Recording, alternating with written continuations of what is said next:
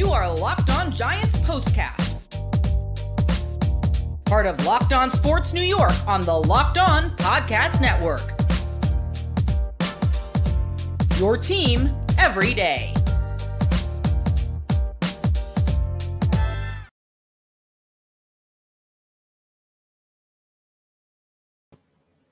And away we go. A seemingly impossible road trip to Seattle for the Giants. That's why they play the games, folks. Giants beat the Seahawks. Final score 29-20. It certainly wasn't easy, and there were mistakes. We'll get to all of them. But regardless, it's a victory. Second of the season for Big Blue. They are now 2-3. Hello, everybody. I'm Jay Berman. If you're a New Yorker, you might recognize my work. If not, welcome aboard. I've spent more than 2 decades in the biz, everything from TV to web to radio. You can follow me on X at Jay Berman, Jayberman. Welcome to the Locked On Giants postcast, both on the Locked On Sports New York YouTube channel and the Locked On Giants podcast feed. The postcast gives you a place to hang out every single Giants game. We're part of the Locked On Podcast Network, your team every single day. We'll discuss everything Daniel Jones, who looked pretty good this afternoon in the win. We'll certainly chat Darius Slayton and Wan'Dale Robinson, quite a duo with Malik Nabers on the sideline. The defense was set a stout 7 sacks today. Really all day we're in Geno Smith's face. And we'll, of course, discuss where this leaves the Giants right now. All that coming up on the postcast. Today's episode is brought to you by LinkedIn Jobs. LinkedIn Jobs helps you find the qualified candidates you want to talk to faster.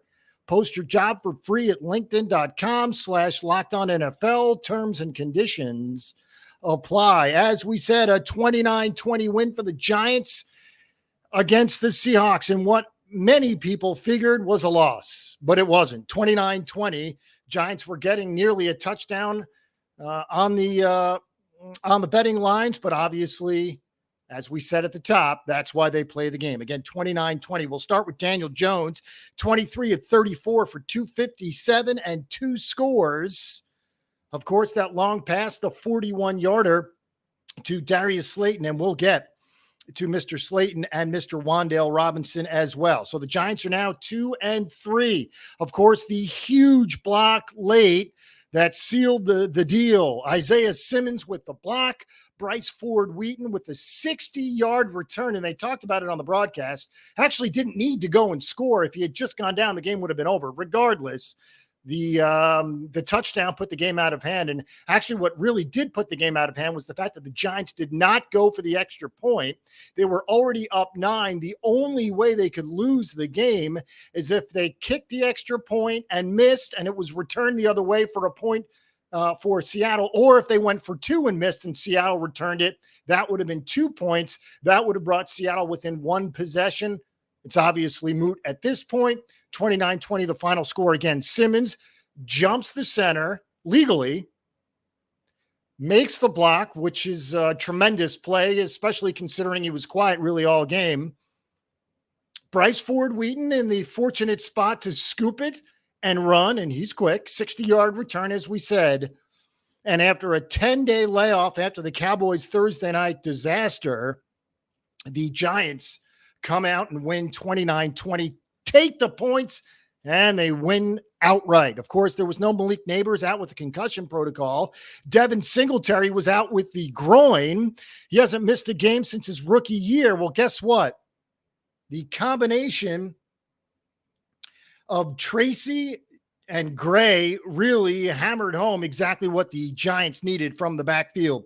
Tracy, 18 carries for 129 yards in his very first start in the NFL. He averaged 7.2 a clip. Eric Gray was there as well, specifically receiving. Gray had 3 catches for 50 yards, 2 of them on that opening drive, and we'll get to that opening drive, which really was confusing, to say the least.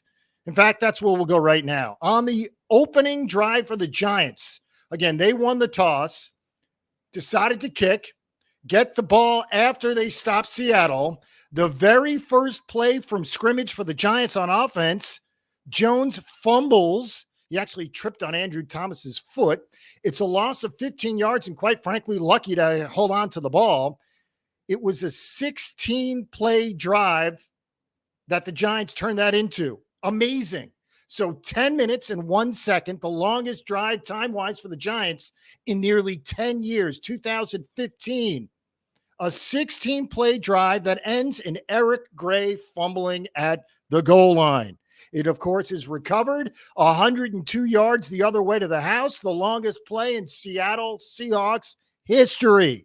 So a lot of firsts, a lot of history made on that first drive. As we said, was it a foreshadowing? Jones fumbles on the first play after tripping over the foot of Andrew Thomas. You figured it's going to be a long day. So the Giants turned that into a 10-minute drive, a 16-play drive, their longest drive in a decade. And it looked like Eric Gray actually may have crossed the goal line, but of course, not enough to overturn it. It's scooped up by Rayshon Jenkins. He goes the other way to the house. And just like that, a 7-0 Giants lead becomes a 7-0 Seattle lead and a 7-point deficit for the Giants. Of course, the red zone offense has been pretty bad all season long. And that was no different today. We need to talk about the ball security from the running backs, and it's been really bad this season. Obviously, Singletary and Tracy and Gray have all had their share of fumbles. But again, it was an issue early. Seattle, meanwhile, had gone 3 games without forcing a turnover until that play that Eric Gray fumbled and then was returned to the house by Jenkins. It has been more than 30 years since Seattle had gone 3+ games without a turnover. And of course, it comes against the Giants right out of the gates. Again, there was a chance, and it actually looked like one of those replays, and CBS didn't give you many, but it actually looked like one of those replays that the ball might have touched the goal line. But of course, he tries to extend his hands to reach for the goal line, does Gray. He fumbles it. And obviously, the refs did good by the Seahawks by not blowing the play dead. All right, that first half was pretty dominant for the Giants. 22 minutes to 8 minutes in time of possession in the first half. Now, the Giants and Seahawks, despite the dominant first half from the Giants, were tied at 10 at the half. Interestingly enough, the Giants have scored a total of 15 points combined in the second half of games this season coming into today. What do? They put up 19 in 2 quarters. So just like that, from 15 total in the first 4 weeks to 19 alone in the third and fourth quarters. And again, the Giants win it 29-20. All right, now to the receivers, and we'll get to the stats first. Darius Slayton, who, of course, has to deal with the drops again, as does Wan'Dale again. Giants, by the way, now have 12 drops, most in the NFL. All right, as for those stats, Slayton, 11 targets, 8 catches, 122 yards, and the score. Eric Gray had 3 for 50. Wan'Dale had 6 for 36 and the score. And we're not trying to nitpick here, but ball security and the drops are absolutely a problem. To be honest, the Giants won by 2 scores. They could have very easily won by 3 or 4 scores. In fact, they should have been up minimum 2 touchdowns at the half. Obviously, the Slayton drop, his 3rd of the season, early. He's got the right thumb brace. Obviously, that has something to do with it. But again, they targeted him 11 times, and the Giants certainly spread the wealth with no Malik Nabers there. All right, Robinson had the drop in the second quarter, and then early in the third quarter, as we said, 12 drops for the Giants this season. DK Metcalf fumbled in the third quarter. Noteworthy because that is yet another fumble for DK Metcalf, who, of course, is a game changer and is a game killer at the same time, but does have a case of the fumbles. We saw that again today in the third quarter. All right, that 41-yard catch from Jones to Slayton in the second half was the longest pass play of the season for the Giants. The first down signal from Slayton, flagged for unsportsmanlike conduct. If you saw it, you know why. He then catches the touchdown to finish the drive. So it really was quite a whirlwind day for Mr. Slayton. The 41-yard catch on that drive, then the touchdown to cap it. But of course, those early drops. We finally see something from Wan'Dale, who's been serviceable. And one of the reasons why we saw Wan'Dale and Slayton and even Eric Gray thrive today and flourish today was obviously because the Giants were able to spread the wealth. Are they a better team with Malik Nabers? Sure. We saw really one or two deep passes down the field. Really, that was it from the Giants today. Both of those were to Slayton, one resulting in the score. But again, Slayton, Gray, Johnson, Robinson, and Tracy really were enough to spread the wealth today with no Nabers and no Singletary. That takes us to Tracy, who, as we said, 129 yards. Not to take anything away from him, but I'm guessing Devin Singletary, with the way the offensive line played today, specifically against the run, those were huge holes. Those were craters in the defensive line of Seattle. So again, really, really, really, really balanced attack from the Giants. They threw the ball 34 times, completed 23 passes to Daniel Jones. And you love to see all these guys get involved when Malik Nabers is not there. All right, we need to take a quick break. When we do, we'll discuss, as we said, Slayton and Wan'Dale, Jones in for a win, and that dominant defense which sacked Geno Smith 7 times.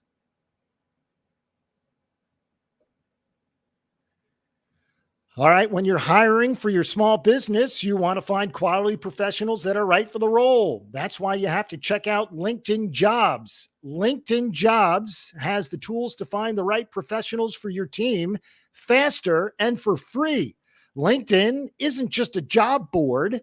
LinkedIn helps you hire professionals you can't find anywhere else, even those who aren't actively searching for a new job but might be open to the perfect role. In a given month, over 70% of LinkedIn users do not even visit other leading job sites. LinkedIn is it. So if you're not looking on LinkedIn, you're looking in the wrong place. On LinkedIn, 86% of small businesses get a qualified candidate within 24 hours. Hire professionals like a professional on LinkedIn. Post your job for free at linkedin.com/LockedOnNFL. That's linkedin.com/LockedOnNFL to post your job for free. Terms and conditions apply. All right, this show is sponsored by BetterHelp. Therapy is a great tool for facing your fears and finding ways to overcome them. You might be thinking, well, I don't have time. But with BetterHelp, you can connect with a therapist entirely online. It's designed to be convenient, flexible, and suited to your schedule. If you're thinking of starting therapy, give BetterHelp a try. Just fill out a brief questionnaire to get matched with a licensed therapist. Plus, you can switch therapists at any time for no additional charge until you find the perfect fit. Overcome your fears with BetterHelp. Visit BetterHelp.com/LockedOn today to get 10% off your first month. That's BetterHelp, HELP.com/LockedOn. All right, we are 29-20, a happy day for Giants and their fans. Again, they beat the Seahawks in Seattle, 29-20, the final score. Giants improved to 2-3, and they did so really all three phases. The offense was steady. The defense racked up 7 sacks, and we saw what the special teams did late. And for what it's worth, Jamie Gillen had a pretty good day punting the ball as well. All right, the key play obviously was the Isaiah Simmons block, the Bryce Ford Wheaton scoop, 60 yards to the house. We talked about how, in essence, really the game would have ended if he had just gone down. But you know how guys get caught up. We did see Devin Singletary short of the end zone a couple of weeks ago against the Browns in Cleveland that led to a win. But again, the real lockdown on the win came when the Giants did something very smart. I hadn't thought about it. I figured it would be a 30-20 lead with the extra point, But instead, they take a knee. Up 9, up 2 scores, you cannot lose. And that's exactly what the Giants did. They took a knee, did not kick the extra point. Obviously, an extra point that's missed and returned, scored for points for the opposite team. Same with a 2-point conversion that fails. Team goes the other way and scores 2 points. That would have gotten Seattle back to within 1 score, which, of course, would be the only way that they could have tied the game or at least gone on to win. Be that as it may, Giants win it again, 29-20. Brian Burns blows up the 4th down play early in the 4th quarter that you kind of had a feeling at that point in time, despite the Giants could only being able to get 3 points, you really felt like that was one of the first nails in the coffin for the win.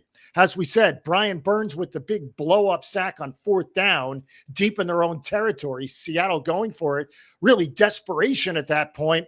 Burns blows up the play, instantly takes down Geno. Sack number 6. Dexter Lawrence would add another one to make it 7. And again, that stout Giant defense, as we said, all 3 phases, and the dominant D was there. Pressure really all day long on Geno. All right, as we talked about, the Brian Burns sack, the Darius Slayton touchdown, really huge keys, huge plays in the win. Did you notice today, especially after the fumble by both DK Metcalf and then Geno Smith, terrible body language from both of them. And I don't want to blanket the terrible body language team, if you will, all of Seattle. I only saw bad body language from Geno Smith, the leader on offense, and then their second best player on offense, DK Metcalf. So basically, their 2 most important players on offense, body language was terrible. I don't know what it was about Geno, who's played pretty well against the Giants in the last couple of years. His body language wasn't great today. Not trying to pick on him or Metcalf. They're obviously still at 3-2 and very much alive this season, and they'll be a threat. But again, couldn't help but notice and take notes and bring to you, the viewer and the listener, the fact that the body language was just terrible. We talked about it really over the last month with the Giants, specifically with Daniel Jones, and the fact that he is a slow runner. Not what he was a couple of years ago, really the last 5 years, but until the ACL, obviously it's affected him. He was not quick today, but he ran well, and there is a difference. You don't necessarily have to be a fast runner, but you have to be a good runner. And that's what Daniel Jones was today. And you notice Brian Daboll called that QB sneak many times, the QB draw many times today, really specifically in the first half, called it 3 or 4 times. So it really was an impressive performance all the way around, from the coaching staff to the offense, to the defense, to the special teams, game balls all around. All right, we do have to look ahead to Cincinnati, who lost today to the Ravens. That score was 41-38. That is the next team up for the New York Giants. After we take this break, we will discuss. All right, hey, NFL fans, you can start the season with a big return on FanDuel, America's #1 sports book. So when you got a hunch in the middle of the game, you can check out the latest stats, view live play-by-play, and so much more on the same page where you place your bets. You'll get started with $200 in bonus bets, guaranteed when you place your first $5 bet. That's FanDuel.com. Again, FanDuel.com. 29-20, a Giant victory. How about that? They go to Seattle in a spot where many people figured they wouldn't get the job done. Yours truly included, unfortunately. Seemed like a very difficult task, and it was. But that's how dominant the Giants were. Winning by 2 possessions when they really could have won by 3 or 4 possessions, be it a drop, a fumble. The only penalty they had, believe it or not, was the Darius Slayton first down signal, which they called ridiculously an unsportsmanlike conduct. That was really the only penalty that mattered. One penalty for 15 yards for the Giants. All right, again, 29-20 is the final score as we sum things up. Now, the Giants are very much alive in the NFC East, believe it or not. They're 2-3 behind both the Cowboys and Eagles, yes. And they have losses to the Cowboys and Commanders. By the way, Commanders now 4-1 after another victory. But they're right there. Cowboys and Eagles have just 2 wins.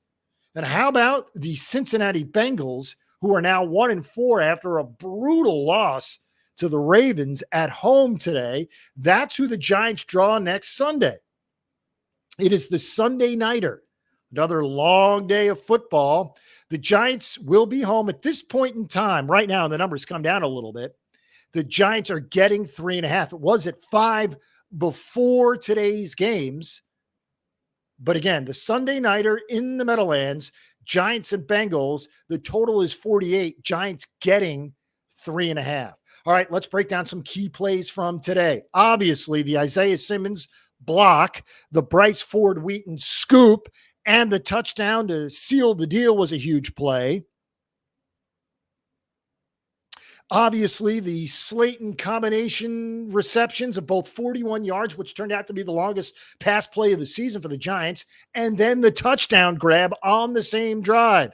Slayton, despite the drops, Wandale, despite the drops, combined to catch 14 balls for over 150 yards and 2 touchdowns. The Giants' passing game got the job done despite no Malik Nabers. The Giants' run game got the job done despite Devin Singletary, or no Devin Singletary. That's not to take anything away from Singletary or Nabers, 1-1 at their respective positions. But we saw share the wealth today. And it allowed the Giants to be much more encompassing. Everybody on the offense. And of course, the defense was stout. Once again, we saw Brian Burns make a big play. Although he was quiet before that, still like to see more from him, but he made a huge play. Kayvon Thibodeau had a huge play.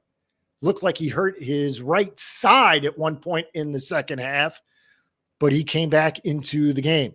Again, the block, the strong second half, the 7 sacks, the 1 penalty. Really, the Giants did it all, and they did it well. All right, thank you for making Locked On Sports New York your first listen today. Now for your second listen, go find the new Locked On NFL with 2 shows every day. First, the madman Tyler Rowland kicks off your morning with a double shot of NFL espresso, and then stop by the barbershop with Tony Wiggins for some real NFL talk.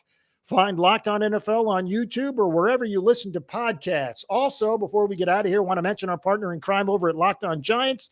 That, of course, is Patricia Traina. You know her well. She handles all the stuff at Locked On Giants. She's the best. Follow, subscribe, and enjoy. And what a Sunday it was for the Giants. They go into Seattle, and they dominate, much the way they did to the Browns in Cleveland. We'll have to work on the home games just a little bit in the near future, but we'll enjoy this one. 29-20. Giants are now 2-3, 129 on the ground for Tracy, 122 receiving for Slayton, 257 through the air for Daniel Jones, 7 sacks for the defense. And again, 29-20 is your final score. The Giants are now 2-3, and we are done.